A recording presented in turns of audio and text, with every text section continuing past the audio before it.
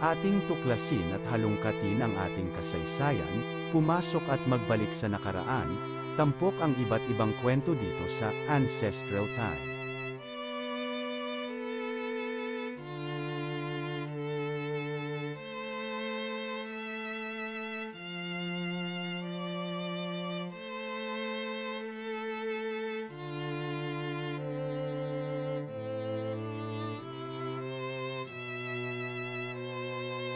Tampok ngayon sa ating kwento ang kasaysayan ng magiting at matapang na heneral. Si Antonio Narciso Luna de San Pedro Posadas y Navicio Ancheta, o mas kilala bilang Antonio Luna, ay ipinanganak noong ika-29 ng Oktubre taong 1866 sa Binondo, Maynila. Siya ang bunsong anak ni Joaquin Luna de San Pedro y Posadas at Loriana Navicio y Ancheta. Nagtapos siya ng Bachelor in Artes sa Ateneo Municipal de Manila noong 1883 sa murang edad na 15. Kumuha rin siya ng kursong parmasyutika sa Universidad ng Santo Tomas at nakamit niya ang kanyang lisensya sa kursong ito sa Universidad de Barcelona. Natapos din siya sa pagkakadalubhasa sa parmasyutika sa Gant del Hica. Sa propesyon ay isa siyang parmasyutiko. Sa gulang na 6, natuto si Antonio magbasa, magsulat, at mag-aritmetika mula sa kanyang guro na kinilalang si Maestro Intong. Nasa ulo niya ang Doktrina Kristiyana, ang kauna-unahang aklat na nailimbag sa Pilipinas.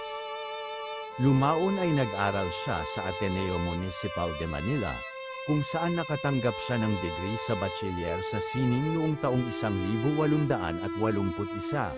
Nag-aral siya ng panitikan at kimika sa pamantasan ng Santo Tomas, kung saan napanalunan niya ang unang gantimpala sa isang pagsusulat tungkol sa kimika.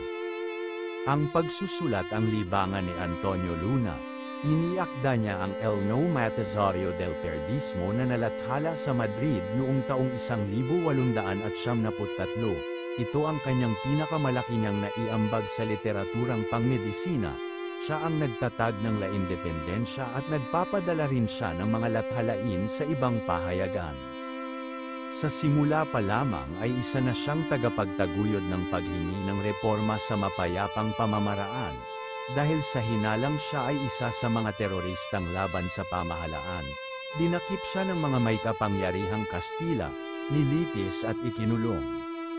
Nang siya ay makalaya, nag-aral siya ng iba't ibang paraan ng pakikipaglaban sa Gante. Pagbalik niya sa Pilipinas, sumapi siya sa revolusyonaryong pamahalaan ni Emilio Aguinaldo, hinirang siyang direktor ng digmaan at tagapamahalang general ng hukbong revolusyonaryo. Siya ay ginawang kabahagi ng sandatahang lakas laban sa mga Amerikano. Bilang isang sundalo, si Antonio ay mahigpit magparusa. Sa panahon ng pakikipagdigmaan, pinagsumikapan niyang maipailalim sa isang disiplina ang mga tauhan sa batalyon ng Cavite. Isa sa kanyang madugong pakikipaglaban ay naganap sa La Loma na kung saan ay napatay si Major Jose Torres Bugalyon. Marami pang ibang pinuno ng kalaban ang nagapi ni General Luna, ngunit dumating ang isang pagkakataon na sila ay natalo at ito ay naganap sa Caloocan. Nasawi si General Luna noong ika-5 ng Hunyo taong 1899 sa Cabanatuan sa lalawigan ng Nueva Ecija. Nagtungo siya roon sa pagtupad sa isang ipinalalagay na pagtawag ni General Aguinaldo upang dumalo sa isang pulong. Habang nasa loob ng simbahan ng Cabanatuan, nadatnan niya si Buencamino na nakaupo sa upuan ni General Aguinaldo. Nakarinig ng putok sa labas at dali-daling pinuntahan sa pag-aakala na may isang sundalo na nag-aksaya ng bala.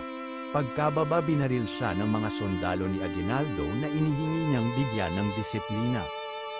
Tunay na nakakamangha ang pagpapamalas ni General Luna ng katapangan at pag-ibig para sa bayan. Samahan niyo ulit ako maghukay ng kasaysayan sa mga susunod na kwento.